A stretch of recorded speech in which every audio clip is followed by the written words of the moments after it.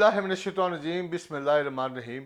लाखों करोड़ों दुरूद सलाम नबी करीम सल्लल्लाहु अलैहि वसल्लम पर और उनकी आल पे। आपका मेज़बान सरदार ताहिर महमूद आपकी खिदमत में हाज़िर हूँ। आज जो मेरी मेहमान शख्सियत हैं वो किसी तारफ़ के महताज नहीं, समाजी शख्सियत हैं। डीसी कॉलोनी का एक बड़ा नाम जो पिछले दौर में सदर के तौर पर डीसी कॉलोनी में अपनी खिदमात इंजाम दे चुके हैं। मेरी मुराद मोहतरम हाजी अमजद सलीम भट्ट साहब से है, जो फाउंडर ग्रुप की तरफ से 2023 में भी सदर के उम्मीदवार हैं। वो आज मेरे मेहमान हैं, उनसे बातचीत करेंगे। उनके साबका अदवार की कारकर्दगी, आने वाले अगर उनको डीसी कॉलोनी के लोग मौका देते हैं तो वो कौन से काम हैं, जो प्रोजेक्ट हैं, जो मसाइल हैं जिनको वो हल करेंगे, और उनके ऊपर कुछ इल्ज़ामात हैं उनके हवाले से भी मैं बातचीत करूँगा, लेकिन एक ब्रेक के बाद।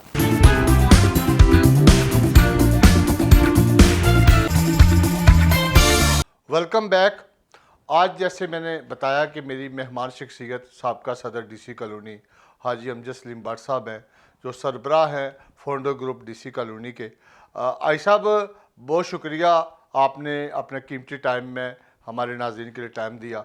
सबसे पहले आप तकरीबन आज से 12-13 साल पहले डीसी कॉलोनी में आए और आके इलेक्शन लड़ाया। थोड़ा सा हमारे नए आने वाले रिहायशियों को, मेम्बरान डीसी कॉलोनी को अपना थोड़ा सा मुख्तसर तारुफ बता दीजिएगा।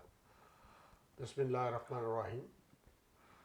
मेरा नाम अमजद सलीम भट्ट और मैं तकरीबन 15 साल से डीसी कॉलोनी में रहायश पजीर हूँ। मैंने 2016 और 2019 तक जो इलेक्शन था वो मैं कंटेस्ट किया। मेरे ही दौर में जब मैं प्रेसिडेंट बना, वो पहला इलेक्शन था, उससे पहले तो सिलेक्शन ही होती रही। सही। आई साहब, आपने 2000 तकरीबन 15 साल पहले डीसी कॉलोनी में आए, तो डीसी कॉलोनी में आने का मकसद क्या था? आप गुजरांवाले की एक मरूफ सोसाइटी में भी रहते थे, सारा कारोबार गुजरांवाला में था या बैरून मुल्क में? यहाँ आने का मकसद क्या था? यहाँ आके आबाद हुए आप फैमिली समेत, आपके भाई भी साहब और बहनें भी, अब पूरी फैमिली, आपका कबीला डीसी कॉलोनी में है, इसके पीछे क्या बड़ी वजह थी? एक्चुअली सारी मेरी रिश्तेदारी जो है ना वो इसी इलाके में थी। रावाली हमारे ननिहाल भी हैं, जी जी, मेरे ससुराल भी हैं, हमारी सिस्टर्स भी इधर ही शादी हुई हैं। तो सोसाइटी भी मॉस्टर के लिए के हिसाब से भी बहुत अच्छी थी, क्योंकि यहाँ इंडस्ट्री वगैरह नहीं थी। हमने ये फैसला किया सब भाइयों ने कि इधर हम डीसी कॉलोनी में रहायश लें। जी जी, इसलिए हम इधर आए एक्चुअली। ठीक हो गया। अच्छा, जब डीसी कॉलोनी में आप आए तो उस वक्त एक फ़र्द वाहद हुक्मरान था।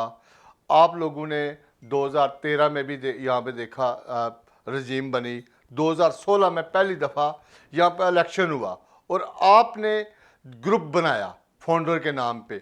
तो उसके पीछे क्या वजह थी कि आपने सोसाइटी इंतखाबात में इलेक्शन में हिस्सा लिया? एक्चुअली मेरा ज़ाती को प्रोग्राम तो नहीं था, लेकिन एक एजीएम इन्होंने करवाई थी। जी जी, ये ग्राउंड में यहाँ थोड़ा है ना, इन्होंने हमसे झगड़ा किया। ये उस वक्त खालिद सुल्तान साहब थे जी जी, और मेरे ख्याल में कोई एडमिनिस्ट्रेटर भी लगा हुआ था, इजाज़ नाम का। तो उन्होंने जो एजीएम करवाई ना, उसमें हमारे उदक्का पील और इन्होंने हमारे साथ ना झगड़ा वगड़ा किया। उसके बाद मैंने सोचा यार ये तो बहुत ज़्यादती कर रहे हैं, और ये सोसाइटी बेशक खालिद सुल्तान ने बनाई है, उसका बड़ा किरदार है, लेकिन इसमें सबका हक है जो रैशी रहते हैं। तो कुछ दोस्तों ने मिल के मुझे ये ऑफ़र की कि आप इलेक्शन लड़ सकते हैं, आपकी तल्लकदारी भी बहुत है और आप कोशिश करें तो ये सारा काम हो सकता है। तो फिर मैंने अपने दोस्तों के साथ मिल के ये कोशिश शुरू की और अल्लाह ने मुझे कामयाबी दी। सही। यानी सिर्फ और सिर्फ डीसी कॉलोनी के जो मसाइल को देखते हुए आपने ये फैसला किया? बिल्कुल ऐसा ही है। ठीक है। 2016 के अंदर पहली दफ़ा डीसी कॉलोनी में जमहूरी तरीका राज हुआ। 2 ग्रुप आमने सामने आए, बल्कि 3 थे उस वक़्त, एक अल खिदमत के नाम पे भी था। तो मुकाबला हुआ, अल्लाह ताला ने पूरे ग्रुप को, आपको कामयाबी से नवाजा। तो उस वक़्त वो कौन से बुनियादी काम थे जो आपने डीसी कॉलोनी के जो मसाइल थे उनको हल किया? वो थोड़ा सा आज से 6-7 साल पीछे चलते हैं, थोड़ा सा आप हमारे नाज़रीन को बताएं कि 2016 से 19 के दरमियान वो कौन से काम थे जो पहली दफ़ा आप जमहूरी तरीके से जब इंतखाब में आए तो आपने किए थे डीसी कॉलोनी की रिहायशियों के लिए, मेम्बरान डीसी कॉलोनी के लिए? देखिए, जब हम 2016 में 25 दिसंबर को इलेक्शन हुआ था, मेरे ख्याल में हमने 27 को चार्ज लिया था। तो उस वक्त जब मैंने देखा तो सोसाइटी के तकरीबन 11 महीने से ये नक्शा जात बंद थे, जो कंट्रोलर बोर्ड से अप्रूवल मिलती है तो फिर ही तामीर कर सकते हैं, वो बंद थे। सोसाइटी के कंट्रोलर बोर्ड के साथ, स्टेशन हेडक्वार्टर के साथ बहुत ज़्यादा मामला ख़राब थे। हमने उसको सुलझाने की कोशिश की और अल्हम्दुलिल्लाह हम कामयाब हुए। हम 2-3 महीनों में ही ये सारे मसाइल हल करके उनके एक दो मुतालबे थे, क्योंकि जो मुआदा जात था, जो सोसाइटी बनी थी, उसमें 2 मुआदे जो थे वो लिखे हुए थे, जो हमने उनसे वादा किया कि हम शुरू कर दें, और हमने शुरू किए तो उन्होंने हमारे नक्शा जात खोल दिए। जी जी। एक बाउंड्री वाल थी, बाउंड्री वाल नहीं थी सोसाइटी की। यानी ये जो बाउंड्री वाल बनी है, हाँ बिल्कुल, वो मैं सब ये इधर देखिए, ये जो आपने बनाई है, ये बाउंड्री वाल जो है, ये हमने हमारे दौर में ही बनी, पहले से बाउंड्री वाल नहीं थी। ठीक होगा, ये आपके दौर में बनी। ठीक उसके है। बाद एक और था, जो सीवरेज का निज़ाम जो चल रहा था, स्टे पे चल रहा था, हाई कोर्ट के स्टे पे चल रहा था, वो हमने सीवरेज लाइन तकरीबन 7 किलोमीटर की सीवरेज लाइन हमने डाली। ठीक हो गया। ये हेल्थ सेंटर इधर नहीं था, वो भी हमने हेल्थ सेंटर में हमने बनाया। ठीक है। एम्बुलेंस नहीं थी इमरजेंसी के लिए, वो एम्बुलेंस भी हमने मुहैया की। ठीक है। सिक्योरिटी के लिए कुछ नहीं था, हमने 2 डाले जो डबल कैबिन होते हैं, वो सिक्योरिटी वालों को लेके दिए। और फिर कोई निज़ाम नहीं था सिक्योरिटी का, हमने सारे तकरीबन आधी सोसाइटी में हमने उस वक्त कैमरे भी लगवाए। ये जो कैमरे लगे हैं, ये आपके दौर में लगे थे? हमारे दौर में लगे हैं। और ये जो ई टैग टैग लगा है गेटों पे, वो भी हम हमारे दौर में ही लगा है। सही सही सही। अल्हम्दुलिल्लाह हमने काम किया। और सबसे बड़ा काम जो हमारा था, ये फेज 2 जो है, एक्सटेंशन 2 जो, एक्सटेंशन 2 या फेज 2 जो भी कह लें, हाँ जो फजल सेंटर के साथ है, जी जी, वो हम लोगों ने तामीर किया उसको। जब हम आए थे 8 से 10% काम था, हमने अल्हम्दुलिल्लाह उसका 100%। ये जो यहाँ पे सड़कें हैं, बिजली है, सारा कुछ जितना हमने काम मुकम्मल ये आपने किया? जितना काम था, ये टोटल जब हम आए थे 8 से 10% काम था। ठीक हो गया। हम 100% मुकम्मल करके पोजीशनें लोगों को देनी शुरू कर दी। हमारा टेनोर ख़त्म हुआ तो अल्हम्दुलिल्लाह अब आप जाके देखें, तकरीबन उधर 1000 से ऊपर रैशे हैं। सही। अच्छा, जब ये हुआ तो आपके दौर में ये आपने सीवरेज का किया, कुछ सड़कें भी बनी, सब कुछ बनाया, तो फिर आपके ऊपर इल्ज़ामात भी अब लगे 1 करोड़ 31 करोड़ के। ये कहानी क्या है? ये हर दौर में हमें बागदश सुनी जा रही है पिछले 5-6 साल से। एक्चुअली ये जो 1 अरब की बात करते हैं ना, ये मेरा सेक्रेटरी जो है ना, वो तकरीबन 2-3 बार मुअत्तल हुआ है। शाहिद साहब से जो वकास शाहिद खोखर साहब, शायद खोखर 3 बार शायद वो मुअत्तल हुआ है। उस दौरान हाई कोर्ट ने हमें इजाज़त दी थी डे बाई डे काम करने की। ठीक है। तो इनका जो जिनको इंक्वायरी हुई है हमारे खिलाफ, उसमें ये है कि एक तो उन्होंने डाल दिया जो बिजली के बिल थे, ठीक है। वो भी डाल दिए, सोसाइटी के स्टाफ की तरह हैं वो भी डाल दी। ठीक है। जो गैस के बिल हैं, जो दूसरे अखराजात हैं, वो सारे हम पे डाल दिए। और जो डेवलपमेंट के बिल हैं, जो कि हमारे आने से पहले ठेकेदार है, आज भी अगर वो जदी साहब हैं, उनको बुला के पूछ ले, वो पुराने ठेकेदार हैं, उनसे अगर उन्होंने कोई कमीशन दी है तो वो पिछले दौर में दी होगी। यानी जो खालिद सुल्तान के दौर से चले आ रहे थे वो ही थे। हमने कोई ठेकेदार नया नहीं लिया, सब पुराने ठेकेदार थे। वो उनको मिल गए हैं। ये कहीं नहीं लिखा कि हम पैसे घर लेके गए हैं। सही। वो कह रहे हैं कि ये डे बाई डे का इजाजत थी, ये काम करने की इजाजत नहीं थी। ठीक है। अगर हम उसको देखते, हमने तो अपने हिसाब से जो इजाजत थी वो ही किया है। हाँ। लेकिन वो इनका एक दोस्त था, वो डीआर जो फैसलाबाद था, उसने हमारे खिलाफ ये लिख दिया। लेकिन वो अल्हम्दुलिल्लाह हमारा चल रहा है। इंशाल्लाह ताला हम सुरखरू होंगे उसमें। सही। उसमें ये नहीं लिखा हुआ कि हम पैसे घर को लेके गए, हमने करप्शन किया। सही। बात ये है कि वो ये कहते हैं कि आपके पास इख्तियार नहीं थे तो आपने ये यानी इख्तियारात से तजावत करके डीसी कॉलोनी की फलाह बहबूद क्यों की? क्यों की? यही असल बात। मसला ये है। लेकिन हमारे ख्याल में तो ये है कि हमने तजावत भी नहीं किया। जो इख्तियारात थे हमारे पुराने दौर के चल रहे थे, जो डेवलपमेंट उसको तो हमने मुकम्मल करना था। सही। अगर मैं ये दरास्तों को देखता तो मेरे दौर में 137 दरास्तें हुई है ना। ठीक हो गया। 2 ही बंदे थे जो मेरे पीछे लगे हुए थे, आज जो एक नए ग्रुप के चेयरमैन बने हुए हैं और कुछ फाइनेंस सेक्रेटरी हैं, सही। कुछ वही लोग हैं 2-3 जो हमारे खिलाफ थे, कुछ उसमें चले गए यूनिटी में, और कुछ पासवान में चले गए। यही लोग इन्होंने स्टे लिया हुआ था जो हमें काम नहीं करने देते थे। लेकिन अल्हम्दुलिल्लाह हमने इनकी दरखास्तों की परवाह नहीं की, तो हम मुसलसल जदोजहद करते रहे और हमने फेज 2 को, सेक्शन 2 को मुकम्मल किया।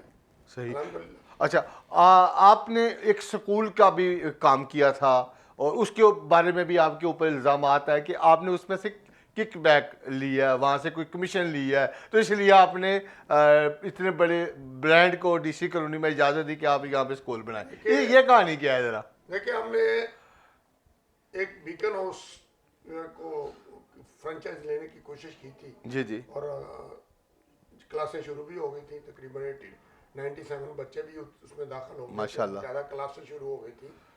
लेकिन उस वक्त जब हमने देखा कि तकरीबन 186 बच्चे जो थे वो डीसी कॉलोनी से बीकन हाउस जाते थे। ठीक हो गया। और हमने और भी रिसर्च किया तो 97 बच्चे जो है वो कैंट से जाते थे। ठीक हो गया। और करीब करीब अगर देखें तो मेरे ख्याल में 400-500 बच्चे जो है ना वो जाते पिंडी बाईपास से वजीराबाद के दरमियान जाते दरमियान जाते थे, वो जी जी। जाते थे, इतनी दूर जाते थे। हाँ। हमने सोचा कि बाउंड्री वॉल के बाहर जिसका बच्चा जाता है वो माँ परेशान रहती है जब तक उसने घर नहीं आना।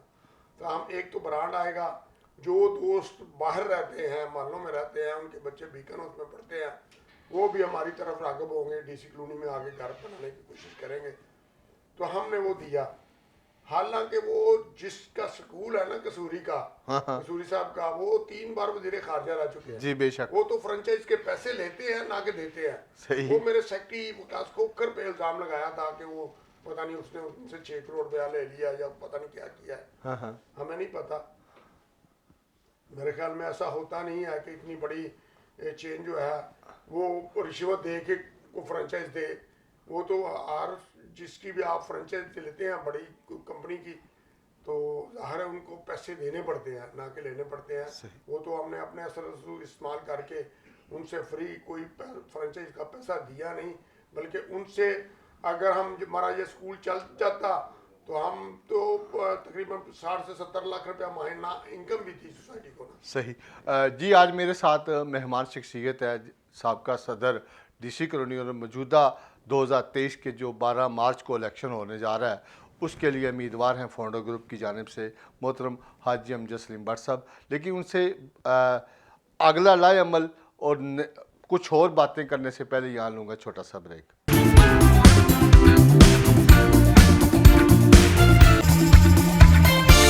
Welcome back. आई साहब, वक्फे से पहले आपसे बात हो रही थी स्कूल के हवाले से। आपने जैसे बताया बेशुमार काम किए। इस बार अगर डीसी कॉलोनी के रिहायशी और अल्लाह ताला एक बार फिर आपके ग्रुप पे आप पे अपनी मेहरबानी करते हैं, कामयाबी आपको नसीब होती है, तो डीसी कॉलोनी में तो बेशुमार मसाइल हैं और जितना बड़ा नाम है काम नहीं है वहाँ पर हो सका। कोई ना स्कूल बन सका, ना कोई कॉलेज बन सका, ना कोई स्पोर्ट्स सिटी बन सका, ना अस्पताल। आपके मंशूर में क्या है जो आप के विज़न है कि ये चीज़ें मैं कोशिश करके डीसी कॉलोनी के सोसाइटियों के लिए, अपने लिए, क्योंकि आप भी रिहायशी हैं, पूरी फैमिली के लिए, बच्चों के लिए, कि यहाँ से हम गुजरा वाला लोग जाते हैं, अगर यहाँ ही मिल जाए, यहाँ पे कोई ना बड़ा माल बन सका, ना कोई ब्रांडेड कपड़े मिल सकते हैं, लोग बाहर जाके शॉपिंग करते हैं, तो इसके हवाले से कोई प्लानिंग है आपकी?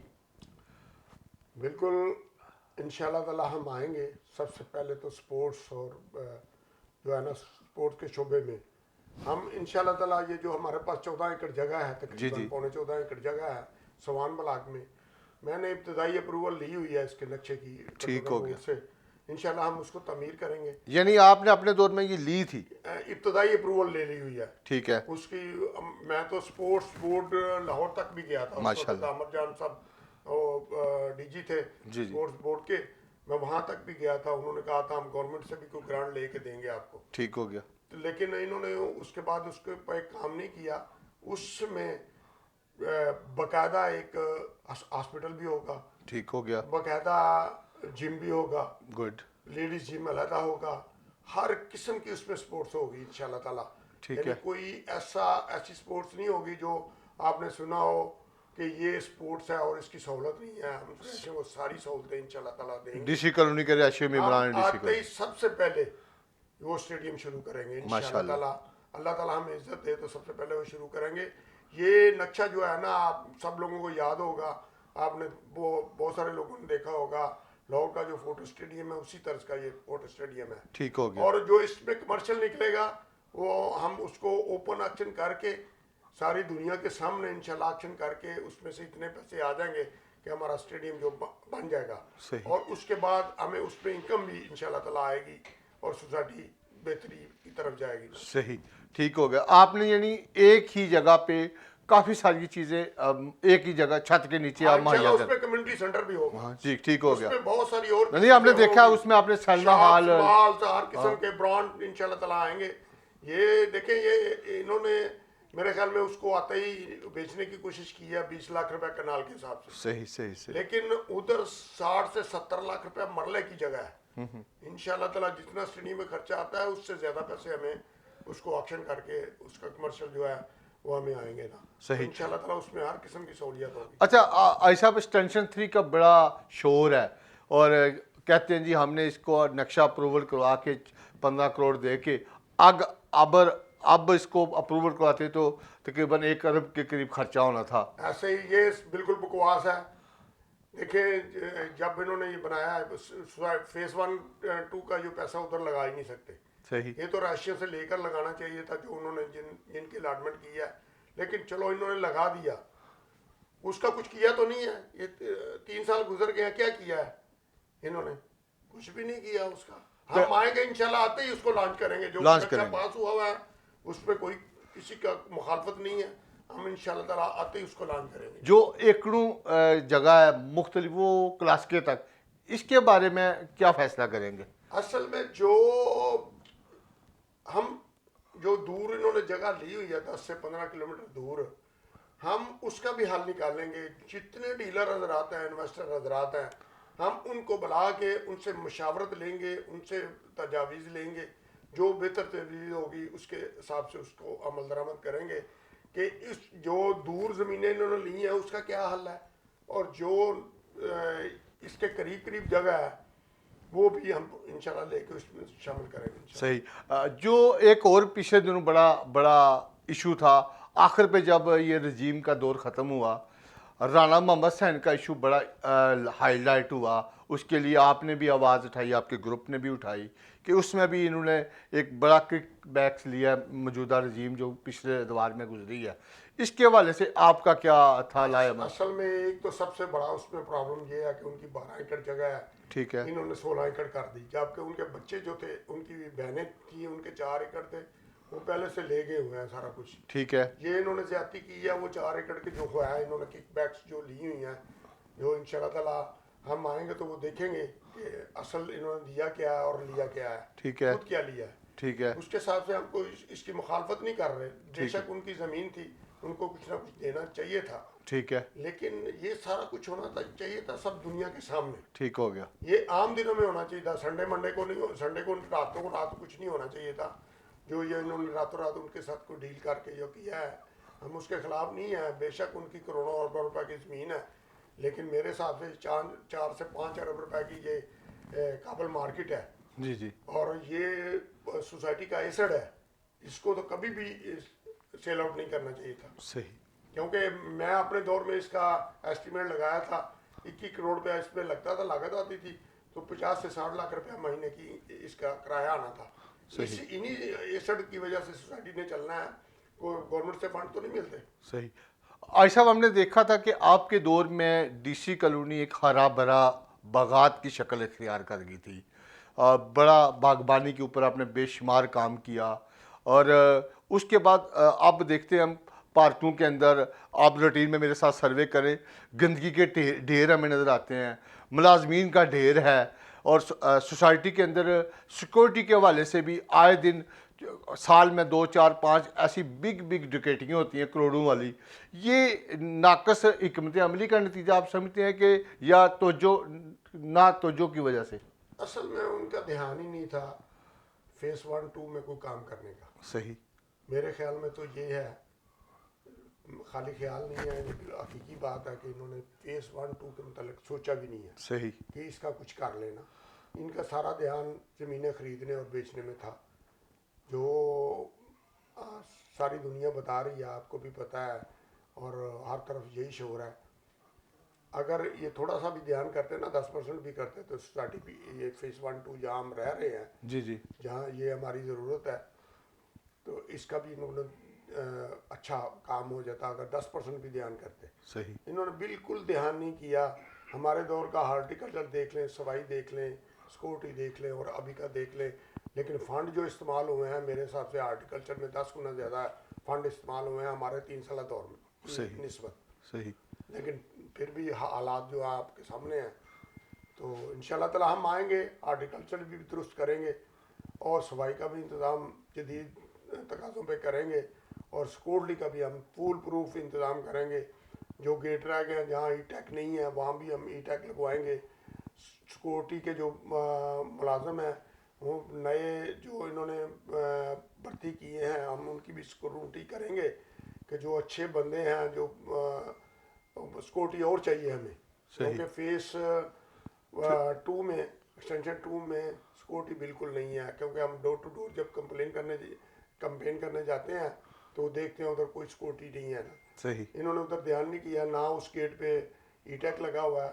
हम इंशाल्लाह आते ही उसको फुल प्रूफ सिक्योरिटी जो है ना, इसका भरपूर ध्यान देंगे, क्योंकि सोसाइटी के रैशियों की अच्छा ज़रूरत यही है, 3 काम: हार्टिकल्चर, सफाई और सिक्योरिटी। सही। जो डीसी कॉलोनी है वार्ड नंबर 6 कंटोनमेंट बोर्ड का हिस्सा है और वहाँ से भी इस दफ़ा फंड मिले थे और सादर इकराम लोन मेंबर कंटोनमेंट बोर्ड है, आपके साथी भी हैं। अच्छा, उसके अलावा हमने देखा है कि डीसी कॉलोनी में जितनी कमर्शियल जगह है वहाँ पे बैंक हैं आए हैं, लेकिन प्राइवेट लोगों ने वो जगह दी है, बैंक ने खुद तमीर की है और किराया भी दे रहा है। अगर यही सहूलत सोसाइटी देती तो वो बैंक खुद पैसे लगाता और मुख्तलिफ ब्रांड, तो वो किराया भी आना था और सोसाइटी के क्या ना ज़रिया माश भी बनता। तो इसकी तरफ तवज्जो नहीं दी गई। क्या आप समझते हैं कि ये फार्मूला भी होना चाहिए सर? ये सारी चीज़ों का एक ही बात है जो आपने पहले की है, मैंने भी की है, कि इनका इस तरफ ध्यान ही नहीं था। हमारे दौर में दौर ख़त्म हो गया था, बैंकों को हमने ऑफ़र की थी कि हमारे पास 2 प्लाट हैं, एक इंडस वाला और एक झेलम वाला, कि पूरा एक जो प्लाजा है उसको हम बैंकिंग प्लाजा बना के सबको ऑफ़र की थी, लेकिन इन्होंने ध्यान ही नहीं किया। हमारे इन 3 सालों में सारे बैंक आए हैं इधर, मेरे ख्याल में अभी 7 8 बैंक हो गए हैं। जी, आगे। इन्होंने ना किसी को ऑफ़र की है, ना किसी के साथ कोई मीटिंग की है, इनका ध्यान ही नहीं है, फेस 1 2 की तरफ ध्यान ही नहीं किया। इस वजह से ये प्राइवेट लोगों ने अपनी बिल्डिंगें बना के तो उनको किराए पे दी हैं और उन्होंने खुद बिल्ड की हैं, पहले से वो 5 साल का किराया देते हैं। ये चीज़ें अगर सोसाइटी को मिलती, सोसाइटी अच्छी, सोसाइटी की हेल्प हो जाती, अच्छा प्रॉफिट में चली जाती सोसाइटी। सही। आखिर पे एनर्जी का क्राइसिस है पूरे पाकिस्तान के अंदर। सोलो के हवाले से आपकी, मैंने सुना था एक स्पीच में, आपने सोलो के हवाले से भी एक जहन बनाया हुआ कि सोलो पॉलिसी लाएंगे और सोलर के ऊपर डीसी कॉलोनी को आप जो बिजली फराहम करने का, जो खासकर अदारे हैं डीसी कॉलोनी के जो इसके ज़ेरे कंट्रोल है, अगर रिहायशी भी कोई उसको लेना चाहे तो उसके लिए भी फैसिलिटी देंगे। एक्चुअली जो है ना, हम सोसाइटी के अखराजात कम करने की हम कोशिश करेंगे, जिसमें ये प्लान भी है कि जो दफातर हैं, जो मोटरें पानी वाली चलती हैं, या इसमें सोलर के ज़रिए हम अपना बिजली के अखराजात कम करें। जो स्ट्रीट लाइट है उसका तो नहीं हो सकता, उसमें बहुत ज़्यादा अखराजात आते हैं कि बैटरी सिस्टम जो है ना वो बहुत बड़ा लगाना पड़ता है, लेकिन हम कोशिश करेंगे कि दिन को जो बिजली इस्तेमाल हुई है उस पर सोलर सिस्टम लगाएं। और हम कोशिश करेंगे कि बाहर से कोई कंपनी ऐसी उनको MOU साइन करें कि सब घरों में सोलर सिस्टम लगाएं। जो हम अगर सोसाइटी इस काबिल हो जाती है तो सोसाइटी की तरफ से कोई सब्सिडी भी उनको दे के तो सस्ता सोलर सिस्टम मुहैया करें और हर घर को कहें मशवरा दें कि सोलर सिस्टम लगवाएं। ठीक हो गया, बहुत शुक्रिया भाई साहब। आखिर पे आप हमारे नाज़रीन के लिए 12 मार्च के हवाले से कोई अपनी वोट की अपील कि फोंडो ग्रुप ही को क्यों वोट दें और उसकी बड़ी वजह क्या है, इसके हवाले से आप अपना हमारे कैमरे के तवस्सुब से आप अपना पैगाम दे सकते हैं। बिस्मिल्लाहिर्रहमानिर्रहीम, अस्सलामु अलैकुम। मैं तमाम मेंबरान और तमाम रहायशियों से अपील करता हूँ कि 12 मार्च इतवार वाले दिन फोंडो ग्रुप का साथ दें, हाथों में हाथ दें, फोंडो ग्रुप का साथ दें। इंशाअल्लाह ताला आपको मायूसी नहीं होगी, आपका वोट सही जगह इस्तेमाल होगा और सोसाइटी जो है हम इंशाअल्लाह ताला कोशिश करेंगे कि इस पंजाब की बेहतरीन सोसाइटी हो। हमारा साबका दौर भी गवाह है कि जब हमने पिछले 3 साल गुजारे हैं 2016 से 2019 तक, तो हमने बेशुमार तरक्याती काम किए हैं। वो हम आपसे वादा करते हैं कि इंशाअल्लाह ताला पूरी ईमानदारी से और पूरी तवानाई से इस सोसाइटी की खिदमत करेंगे और हम सोसाइटी की खिदमत के लिए इलेक्शन लड़ रहे हैं, ना कि हम बाहर के रिहायशी हैं कि हम सिर्फ इलेक्शन लड़ने के लिए प्लाट लिया हुआ है। हम इधर के रहने वाले हैं, सब 15 के 15 बंदे जो इलेक्शन लड़ रहे हैं, सोसाइटी में रह रहे हैं, हमारा ज़्यादा हक है।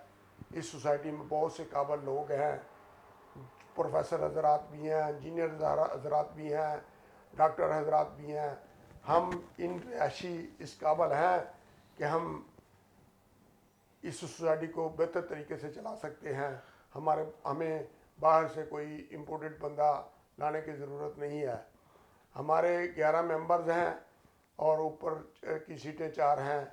इंशाअल्लाह ताला भरपूर तवानाई से, भरपूर हिम्मत से, आप लोगों की दुआओं से, आप लोग हमारे बाजू बने, इंशाअल्लाह आपको काम करके दिखाएंगे। अल्लाह ताला आपका और हमारा हामी नसर रहे। फोंडो को याद रखें, 12 मार्च को याद रखें। 12 मार्च इतवार वाला दिन हमारी फतह का इंतज़ार कर रहा है। आप लोगों की दुआओं से, आप लोगों की मेहनत से और अल्लाह की रहमत से इंशाअल्लाह ताला 12 मार्च हमारा फतह का दिन होगा, फोंडो ग्रुप की फतह का दिन होगा, आपकी फतह का दिन होगा। अस्सलाम वालेकुम। जी बहुत शुक्रिया भाई साहब, आपने अपने कीमती टाइम में से हमारे नाज़रीन के लिए, हमारे चैनल के लिए आपकी टाइम का मेहरबानी, बहुत शुक्रिया आपका। शुक्रिया जी। जी बहुत अस्सलाम शुक्रिया, वालेकुम सलाम। जी आज मेरे साथ जो मेहमान शख्सियत थी मोहतरम हाजी अमजद सलीम भट्ट साहब थे। उनसे मैंने कोशिश की है कि DC कॉलोनी के मौजूदा और साबका अदवार के बारे में खुलकर बात की जाए, उनके ऊपर जो इल्ज़ामात से उसके हवाले से भी डिटेल ली जाए और जो DC कॉलोनी के साथ पिछले 3 साल दौर में जो मामलात हुए उसके हवाले से भी और उनकी साबका जो सदर के तौर पर कारकर्दगी है उसके हवाले से भी बातचीत करूं और आइंदा के लाएअमल के बारे में भी पूछूं कि वो DC कॉलोनी के अगर लोग उन पर इतमाद का इजहार करते हैं तो वो क्या काम करेंगे। इन तमाम सवालों का मैंने उनसे सवाल किए और मेरी कोशिश थी कि वो तमाम के बेहतर अंदाज में जवाब दे सकें और मुझे उम्मीद है उनकी गुफ्तगू आपको पसंद आएगी। मुझे दीजिए इजाज़त, अगले प्रोग्राम तक के लिए एक नए मेहमान के साथ एक बार आपकी खिदमत में बहुत जल्द फिर हाज़िर होऊंगा। आपका और मेरा अल्लाह ताला हामी और नासर।